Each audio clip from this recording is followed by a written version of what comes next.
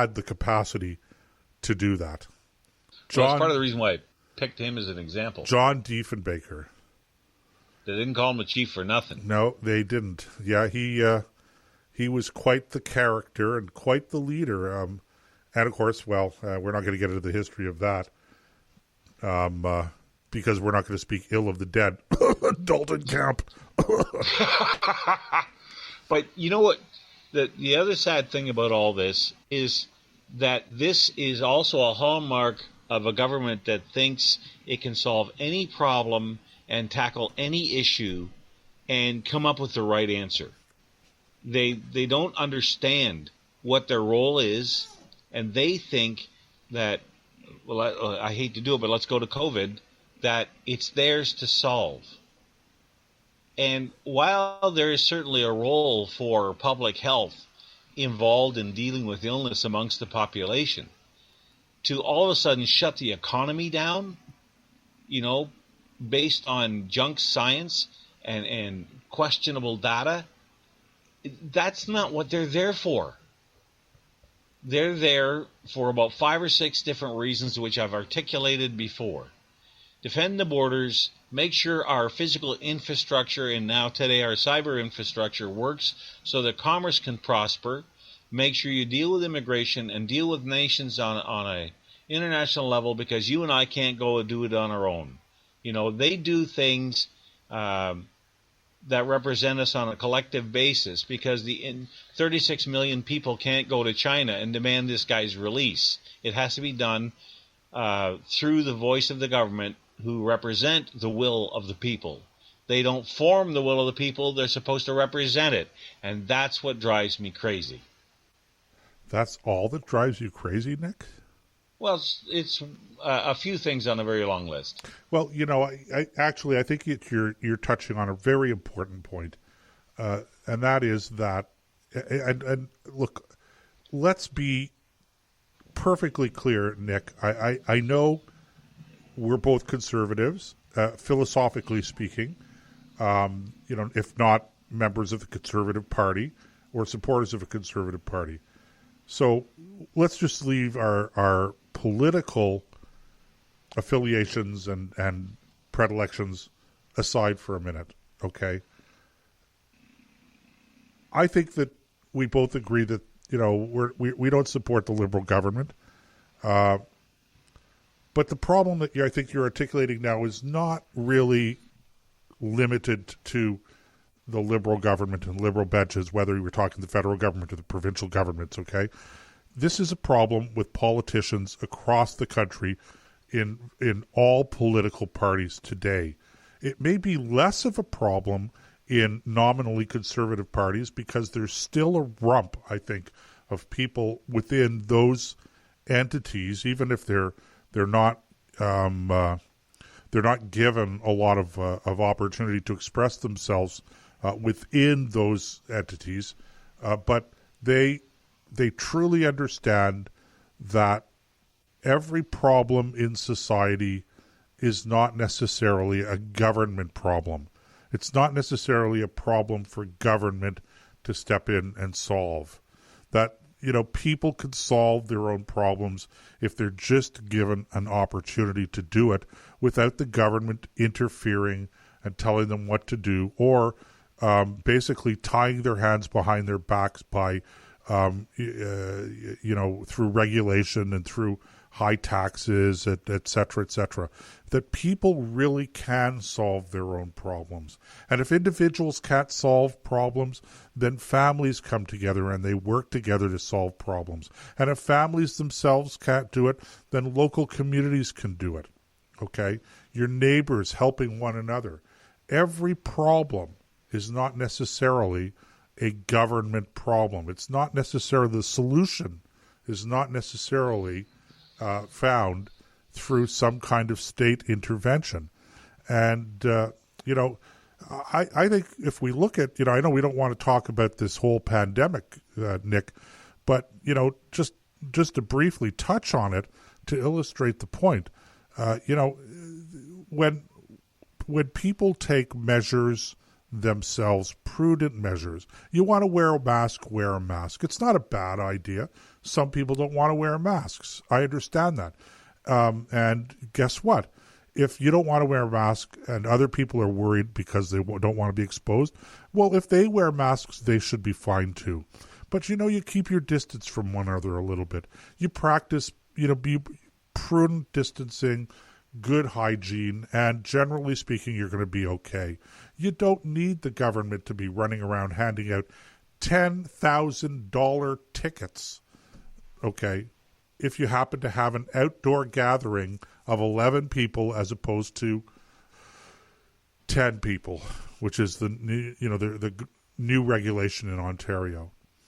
And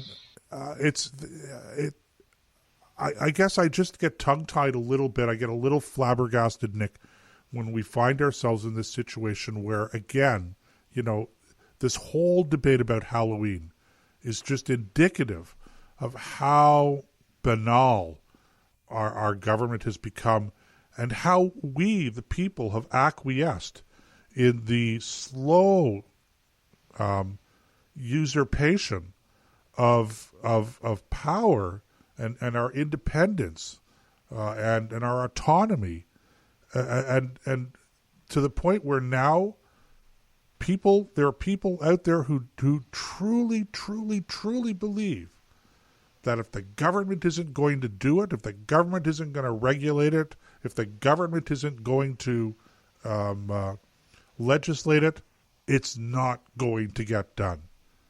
And what a shame that we live in a society and in a time where people actually believe this. Yeah, it is most unfortunate because it demonstrates a lack of critical thinking on the individual's part, where instead of saying, okay, I have a problem. Like, I'll give you a practical real-world example. 2 days ago, the transmission on my tractor, I won't say it exploded, but it broke. Now, if you've ever run a farm, you know that a tractor is like your right arm. You can't do without it.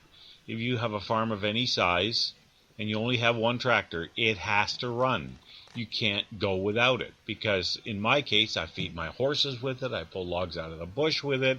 I plow the driveway with it. I clean out the barnyard. I use it all the time. I use it at least once a day, most of the time. Sometimes it'll sit for a day or two if I'm not available or, the horses have enough hay. I don't have to put a bale out that particular day. But the point is, it's a vital piece of machinery to the operation of this particular farm and thousands of other farms just like it. So it broke down. What do I do now? Okay, first of all, even if I wanted government help, I can't get it. Why not? Because it's Thanksgiving weekend. Nothing's open. So what do? Well, for that day, I'm shut down. Thank God there's turkey. So you go and you have your meal. Now it's Tuesday. The first place I look is not to the government for some bureaucrat to come and tell me my tractor is broken and how to fix it. Okay, I get on the phone. I start calling people who are in the business of fixing mechanical objects like that. And I go through 3 or 4 of them till I find one who promises to be here today. Well, I didn't know he was going to be here first thing in the morning, but promised me he'd be here today. And he'd have a look and see what he could do. He showed up at 9 o'clock. By 10:30, 10:45, he was done and on his way to his next stop. Fast, efficient, high-quality work, all done from the private sector, not a government inspector in sight. And that's the kind of thing, the kind of mental attitude that's been lost, because too many times, if something goes wrong, well, there must be a government program for that. It's like that saying about cell phones. Well, there's got to be an app for that. Okay, well, what about your brain? It's the best app you got.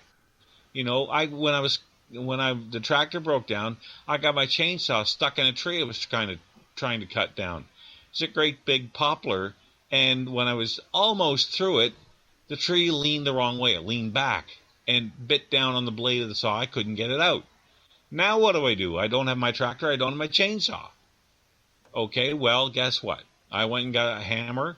and I went and got some wedges, and I went and got a sledgehammer, and I went up there. I gathered it all up borrowed some stuff from some friends, bought some stuff for myself, and went up there today to get it, or yesterday to get it, by using the wedge to tilt the tree the other way and loosen its grip on my thing. And I got up there and it had already fallen over. It was just laying there ready to go. So the government is I never think of the government to solve my problems. Those are mine to solve. And it makes you a more flexible and a more someone who's faster on your feet, because you don't have time to wait. Government programs, there's all kinds of government programs out there, but how many of them can respond as fast as you need them to if you were going to count on them? Most of the time, the private sector is where you want to go, because they will respond, because there's money in it for them. And that's the part that's where people fall down. They think that if the government can't do it, it can't be done. And it drives me crazy.